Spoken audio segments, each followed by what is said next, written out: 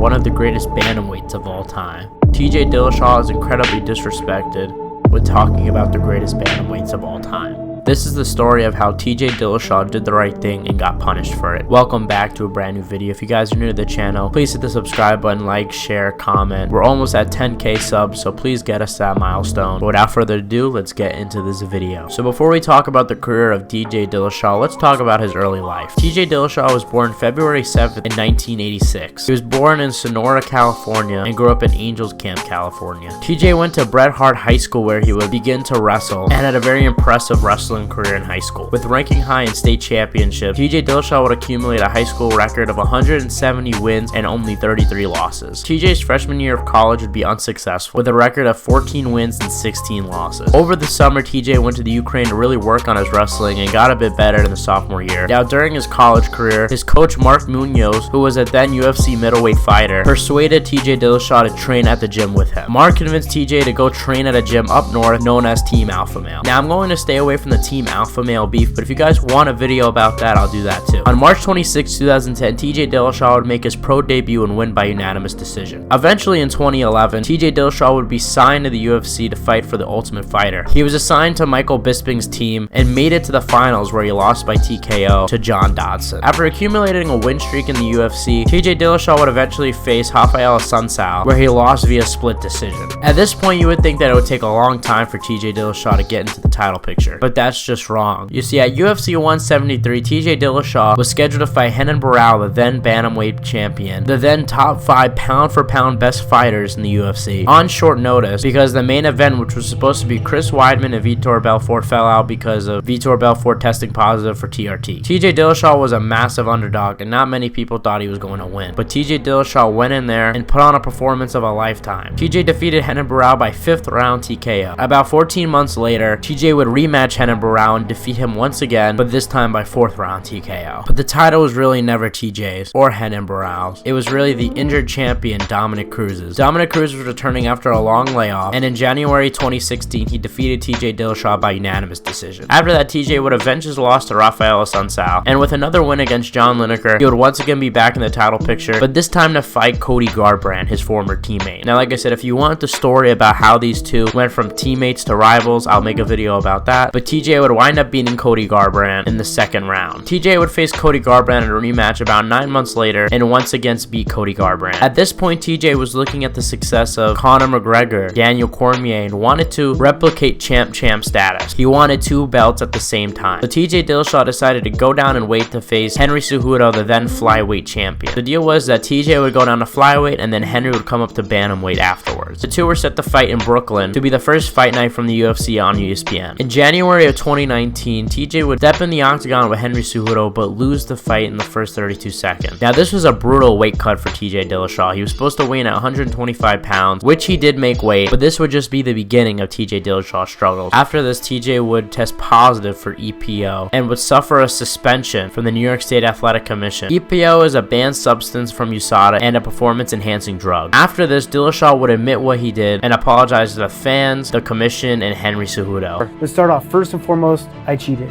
right? I don't want to run around that. That's why even I announced it when USADA was coming out. Like, I didn't want to like create excuses. It was like, look, this is it. I did it.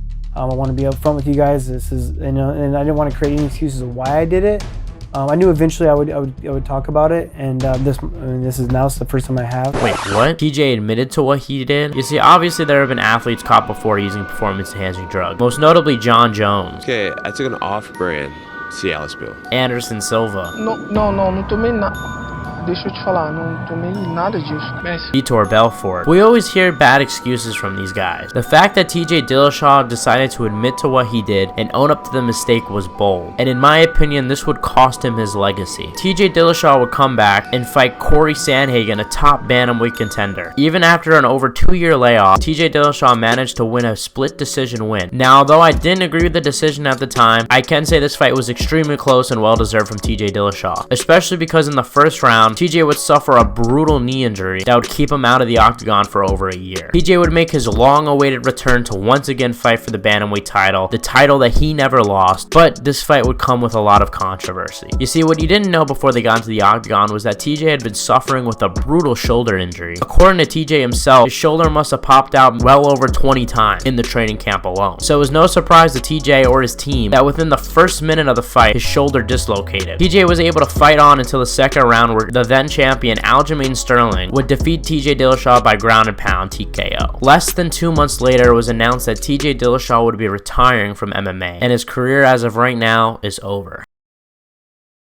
So why did I decide to make this video? The story of TJ Dillashaw is something that sticks with me because, like I've said, we've seen excuses before. John Jones is considered to be one of the greatest of all times despite using steroids. So was Anderson Silva. But we ignore it for these people. Why? Because they didn't admit it. But you have a guy like TJ admitting when he did wrong, owning up to it, and now he's being punished for it. Every interview you see of TJ post getting caught is about him using EPO. It is something he can't run away from. And I know what you guys are thinking. Well, he was the one that did the drug. He should be responsible. And 100% yes, and he took accountability. He paid the fine. He got suspended for 2 years. He lost money because of it. Years of his prime were taken away from him. If you think TJ was not punished for making this mistake, you're severely mistaken. Now, I don't know if TJ is going to stay retired or not. He is 37 years of age, and this shoulder will take a minimum of a year to heal. A lot of people saying that he's taking steroids right now. He retired for now to stay out of the USADA pool just so he could take steroids for his shoulder to heal. That is very likely, but I also think it's likely as well that we'll never see TJ Dillashaw compete again. And in my opinion, he is up there for one of the greatest bantamweights of all time. I would say Dominic Cruz surpasses him, but he's definitely up there. I think when talking about TJ Dillashaw, you can't disrespect the legacy. USADA went back and tested every single one of his samples, and none of them had EPO. Only the one for Henry Cejudo. Now, whether you believe that or not is up to you, but TJ does say that the only fight that he used it for was Henry Cejudo. And I can believe it because becoming a double champion, pressures are very high. This is such a big moment for your legacy. And I think it's incredibly sad to see fans disrespect the legacy of TJ Dillashaw because he owned up to a mistake. But that's just my thoughts about it. Let me know what you guys think in the comment section below. Let me know if you agree, disagree, and I'll see you guys